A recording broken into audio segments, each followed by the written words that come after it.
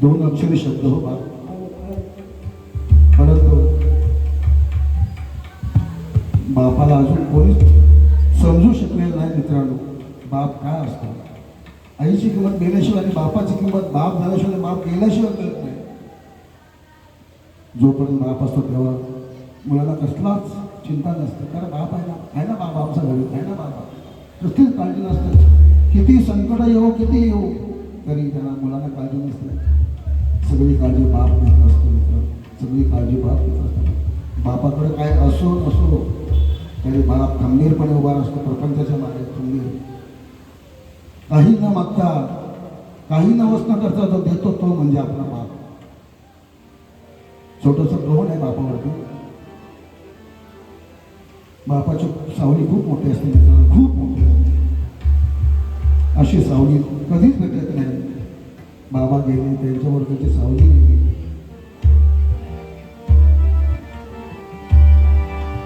झाड सावलीच गेलं आता चटके राशी.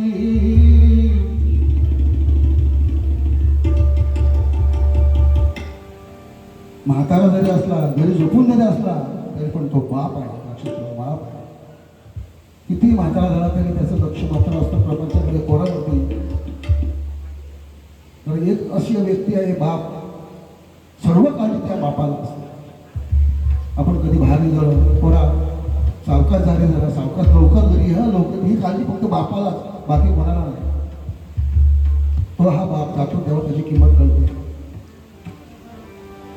झाड सावलीच गेलं आता चटके राशी.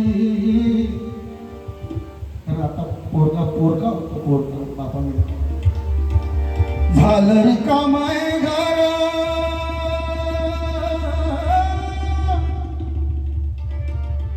बाबा तुम्ही गेला, देवाचं घराचं घरपण गेलं, माझ्या देवाला देव केला नाही.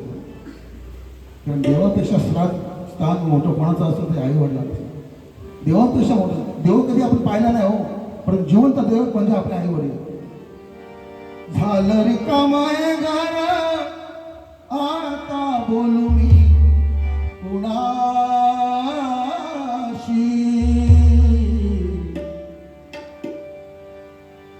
बाबा गेले देवा पाशी.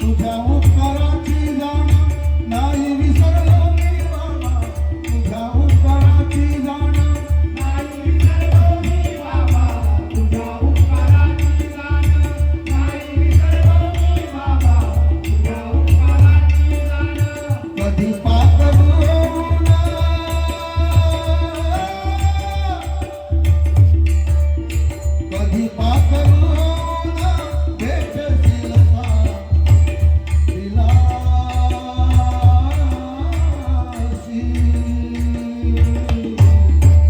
बाबा गेले देवा पाशी, बाबा गेले देवा पाशी, बाबा गेले देवा पाशी, बाबा बाबा गेले देवा पाशी. झाड सावलीच गेले